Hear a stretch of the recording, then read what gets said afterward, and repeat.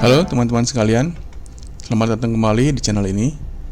Hari ini saya ingin mengajak kalian untuk duduk sejenak.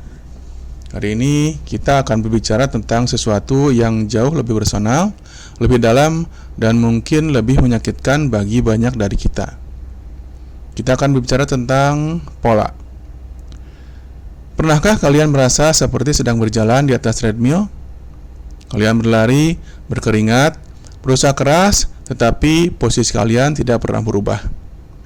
Atau lebih buruk lagi, kalian merasa sedang berputar-putar di labirin yang sama, menabrak dinding yang sama, merasakan sakit yang sama, hanya dengan wajah-wajah yang berbeda. Dalam konteks hubungan, fenomena ini sering kita sebut sebagai toxic relationship.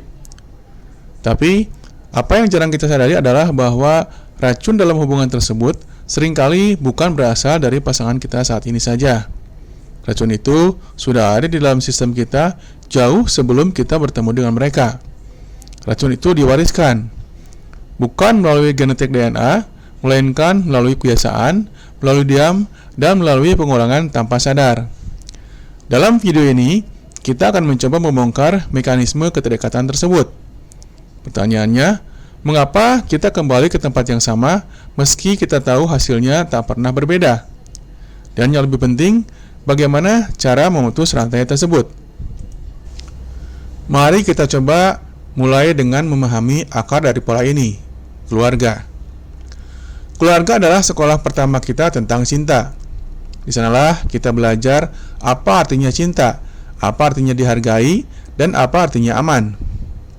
Namun, bagi banyak orang, keluarga juga menjadi tempat di mana kita belajar bahwa cinta itu bersyarat, bahwa cinta harus diperjuangkan dengan pengorbanan diri, bahwa diam adalah bentuk kedamaian, bahwa teriakan adalah bentuk perhatian.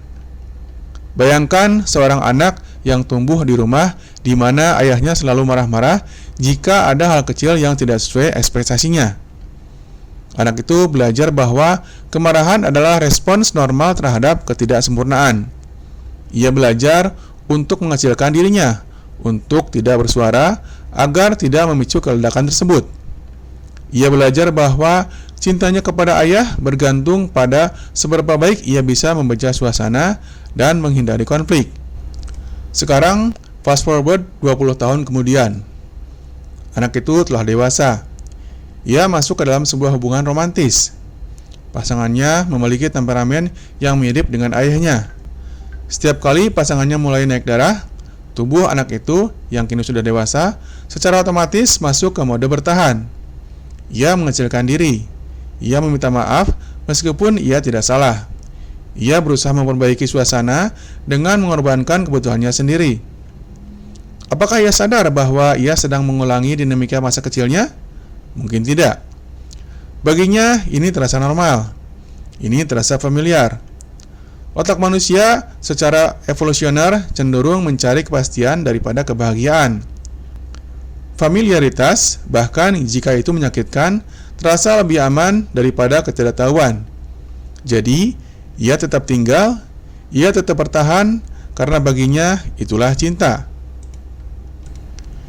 Ini adalah inti dari toxic relationship yang dia wariskan. Kita tidak memilih pasangan yang menyakiti kita karena kita masokis.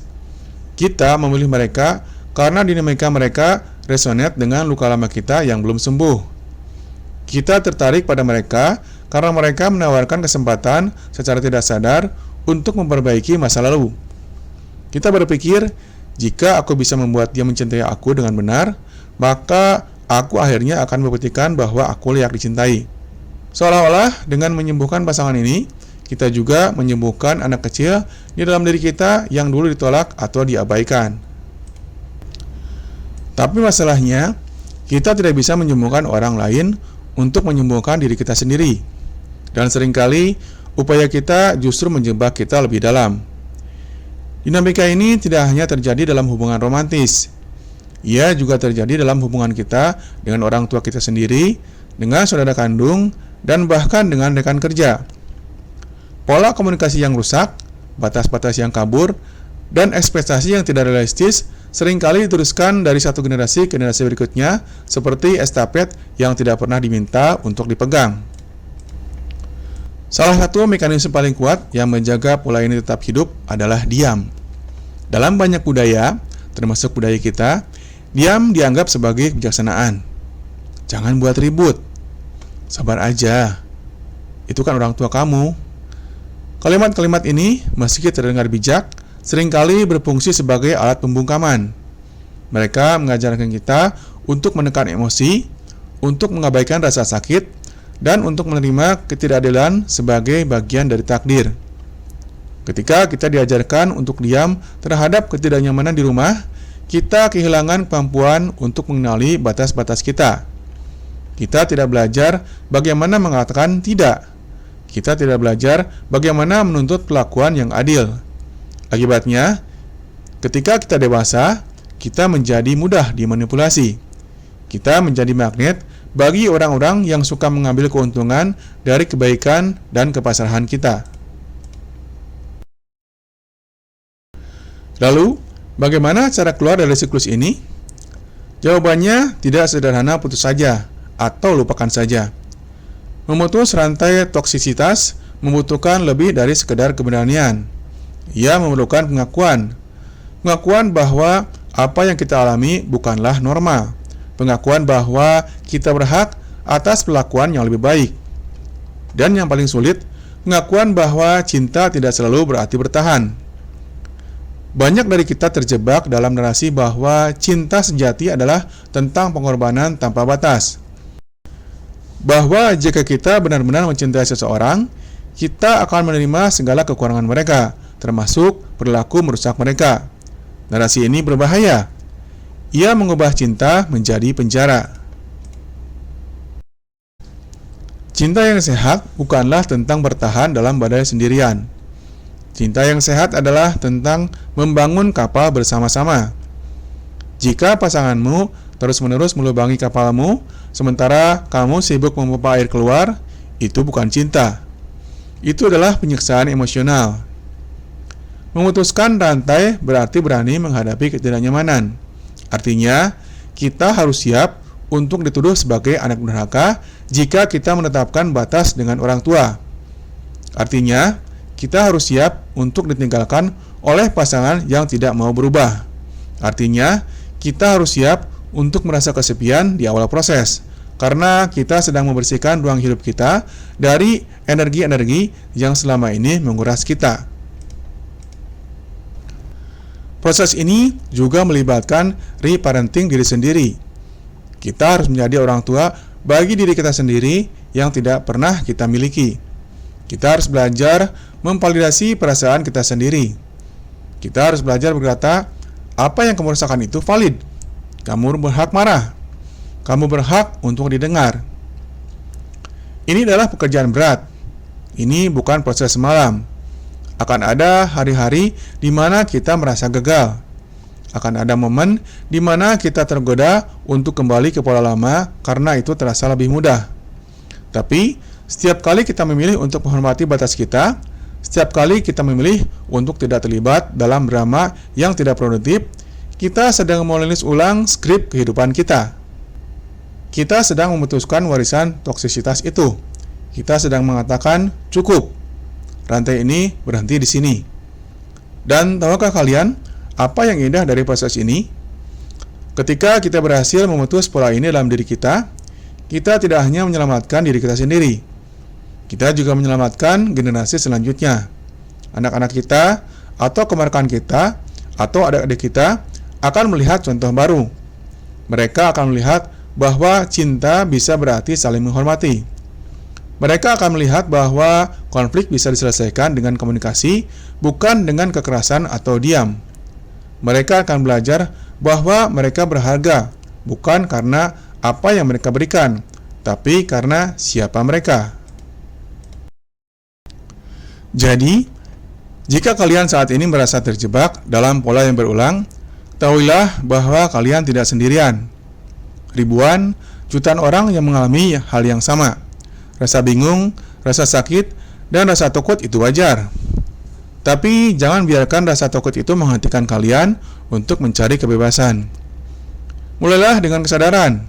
Amati pola-pola dalam hidup kalian. Di mana kalian merasa kelelahan secara emosional?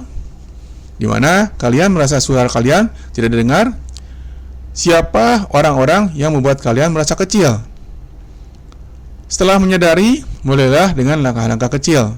Tetapkan satu batas kecil. Katakan tidak pada satu permintaan yang tidak nyaman.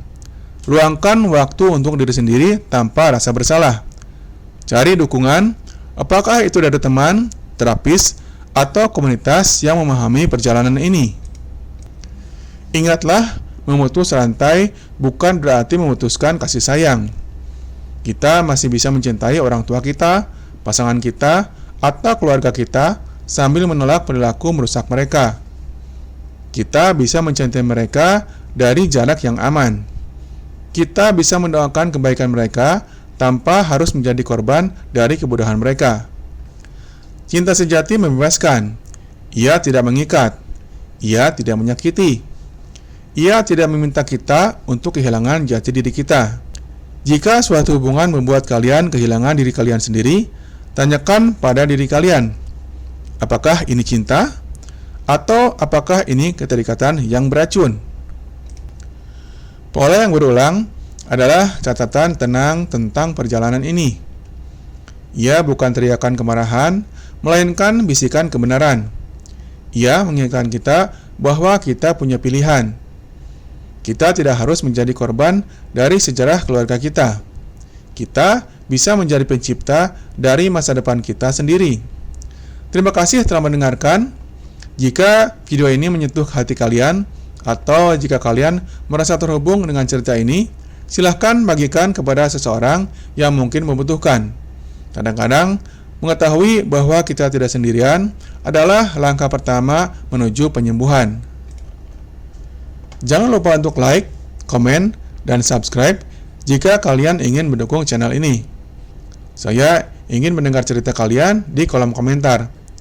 Apakah kalian pernah merasakan pola yang berulang dalam hidup kalian? Bagaimana cara kalian mengatasinya? Mari kita berbagi dan saling menguatkan. Sampai jumpa di video berikutnya.